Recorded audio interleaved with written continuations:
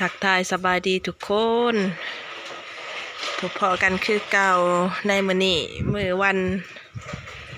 จันทร์วันเพ็ญ15 ค่ำเนาะจันทร์สอนจันทร์ได้มื้อนี้หลายๆคนว่าเนาะจันทร์เต็มดวงตรงกับวันจันทร์ มื้อนี้ก็พอค่อมก็สืบต่อเนาะทุกคนเทพื้นเฮือนห้องนอนเฒ่าแม่นี่ก็มีพี่น้อง FC เพิ่นคอมเมนต์เข้ามาว่าโอ้อยากให้รีวิวทางในเฮือนใหม่ให้เบิ่งเด้เพิ่นว่าเนาะรีวิวทางในเฮือนใหม่คือสิกว้างเนาะสั้นเทิงสำหรับสั้นเทิงก็บ่กว้างปานใดเนาะทุกคนเบิ่งในโทรศัพท์นี่ก็ว่าบันลังก์บักใหญ่และเฮือนก็ได้ เดี๋ยวจักน้อยสิพาขึ้นไปเบิ่งเนาะทุกคนทางเทิงกว้างบ่เพิ่นว่าเฮือนใหม่นี่แต่ตอนนี้เบิ่งข้างล่างก่อนทุกคนข้างล่างมื้อนี้ก็สืบต่อเทพื้นเป้าหมายก็คือให้มันแล้วมื้อนี้เนาะสำหรับ พื้นบอนเทแม่นหลอกนี่แหละทุกคนก็พอค่อมเพิ่นก็จัดการมาแต่เช้าพุ่นแหละจนบ่ได้พักเลยเนาะลุยคนเดียวคือเก่าพอค่อมก็ได้ แม่ค่อมก็หากันมาสวยเล็กๆน้อยๆเมื่อกี้นี่ส่วนปูนส่วนยังให้เพิ่นเล็กๆน้อยๆแต่ว่าผู้รักผู้จึ้งผู้อันเป็นกำลังต้นตอเหมือนพอค่อมมาแล้วเนาะทุกคนมามื้อนี้เทแล้วเนาะแต่ว่าบ่ทันแล้วยั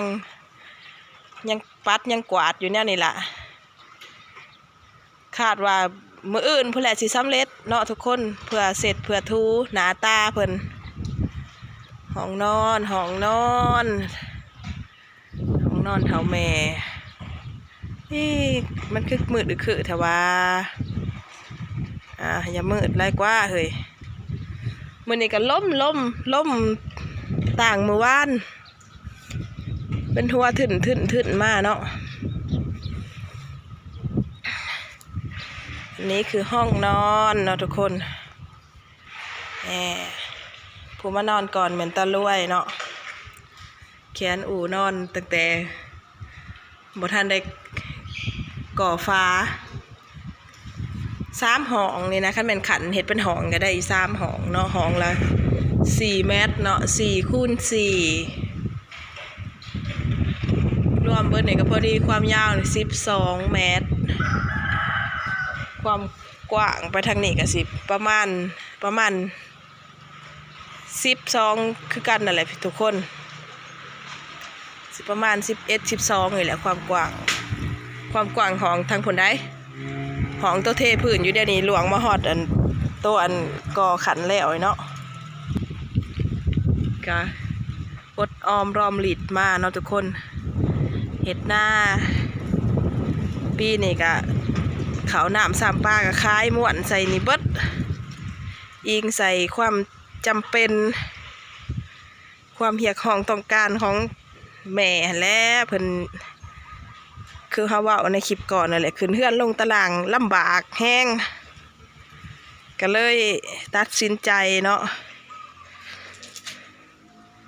ตัดสินใจอดออมรอมหลิดเฮ็ดให้เพิ่นซะพวามเพิ่นยังพอไปได้มาได้พวามเพิ่นยังได้อยู่น้ำเฮาเนาะ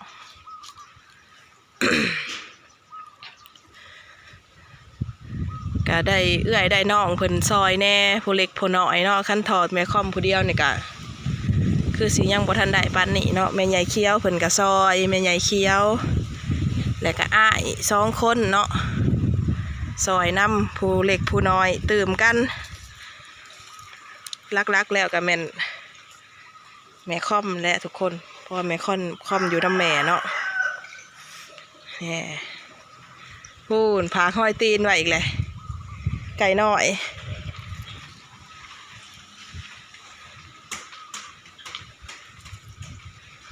สำหรับปูนนั่น เบิด3-4 สอบคือสิพอดีกับตัวนี้นะเพราะว่ามันยังค่อยยังต่ำเลยสิผสมใส่เลาะเค็นยู่มาใส่อีก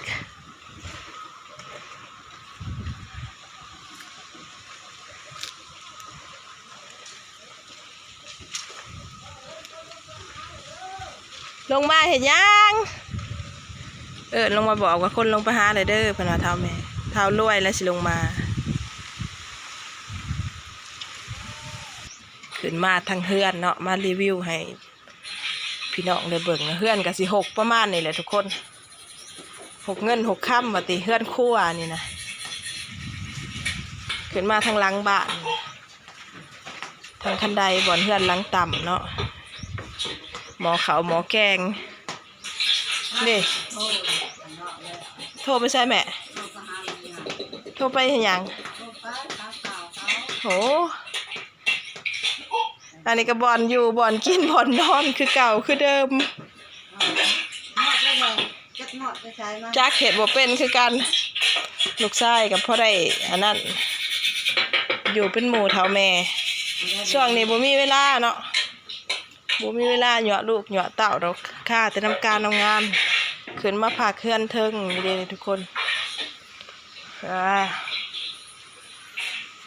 นี่ทุกคนว่ากว้างอยู่บ่อันนี้เฮือนตั้งแต่บรรพบุรุษพุ่นแล้วเนาะเฒ่าพ่อกับเฒ่าแม่เพิ่นเป็นคนสร้างมา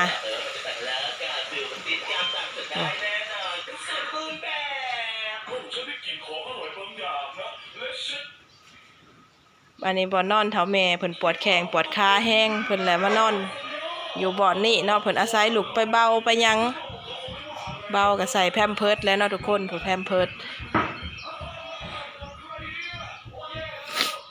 ก็ซื้อมาให้ไว้ใส่ยามทำธุระส่วนตัวเพิ่นลงตารางยากเด้ลงไปเข้าห้องน้ำยากก็เลยซื้อ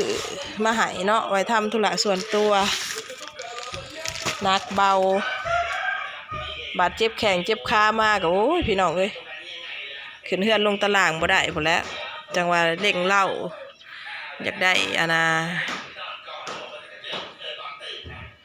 บอนอยู่บอนนอนอยากได้ห้องนอนต่ำๆเนาะนี่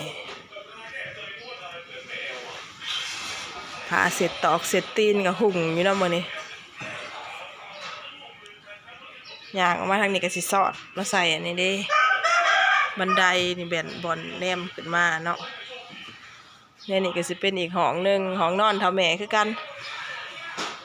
ห้องคล้องห้องผ้าเนาะได้เฮือนกันเลยทุกคนเลยเสื้อสะอาดอาสนะนี่ก็ตั้งแต่เท่าแม่เพิ่นแข็งแห้งแต่เพิ่นยังหนุ่มได้ลูก4 ลูกหานี่แหละเพิ่นเฮ็ดไว้อันนี้นะผายแพร่ต่ำแพร่เข็นเนาะสำเร็จรับบอลนี่ก็ห้องนอนเช่านางตะกี้เนาะห้องนอนเช่านางตะกี้นี่แฟดกับบ่มีละมืดคือเลยไขประตูบังก่อนห้องนอนเช่านางตะกี้ตกแต่งห้องสีชมพูก็ใส่เปิดลงไปก็สิเป็นเนี่ยนี่แหละนี่ทุกคนเนี่ยห้องนอนเช่านางนี่เปิดปองเยี่ยมตัวนี้มากกันหลวงใส่กันเลยเนาะเด้พี่ทุกคน อยากเบิ่งอยากเห็นเนาะแนมลงไปก็เอิงเติ่งแบบนี้เลยแล้วทุกคนแนมแต่เฮือนใหม่ลงไปเนาะพอคอมกันล่างกับพุยนี่ก็เป็นห้องหนึ่งทั้งเทิงในแมนโต๊ะที่ขันห้องหันมี2 ห้องเนาะห้องเช่านางแล้วก็ห้องไมคอมเนาะเป็นอย่างตัวนี้ห้องไมคอมเนาะห้องนอนไมคอมอันนี้นะกระแจบ่ได้ไข่เนาะใหญ่สำคัญกับห้องเช่านางพบพ่อกันคลิปหน้าทุกคนเครื่องเฮือนของซ่านกับมีบ่หลายเนาะทุกคนเท่านี้แหละเสื้อผ้าหน้าแพรเสื้อมอนบ่นอนกับมีแต่ ขู่ลังไผ่ลังมันเนาะบ่ได้มีสต๊อกไว้อันน่ะหับเอื้อยหับน้องเลยเอื้อยน้องมากกับเอาอันนี้แหละเก่าๆกิ่วๆนี่แล้วปูให้นอนเนาะเครื่องเฮือนของซ่านกับบ่ได้หลายดอกซ้ำนี่แหละสาดเสื้อม้อนไม้ผ้าห่มผ้าห้องก็ดีขู่ลังไผ่ลังมันเลยจบเนาะเอาพบพ่อกันคลิปหน้าเด้อทุกคนขอบใจทุกคนที่คอมเมนต์เข้ามาติดตามหับชมแล้วก็ให้กำลังใจเนาะขอให้ทุกคนอยู่ดีมีแรงสุขภาพเข้มแข็งในวันเพ็ญ15 ค่ำเดือน3ลาวเนาะทุกคนเอาพบพ่อกันคลิปหน้าสำหรับคลิปนี้สบายดี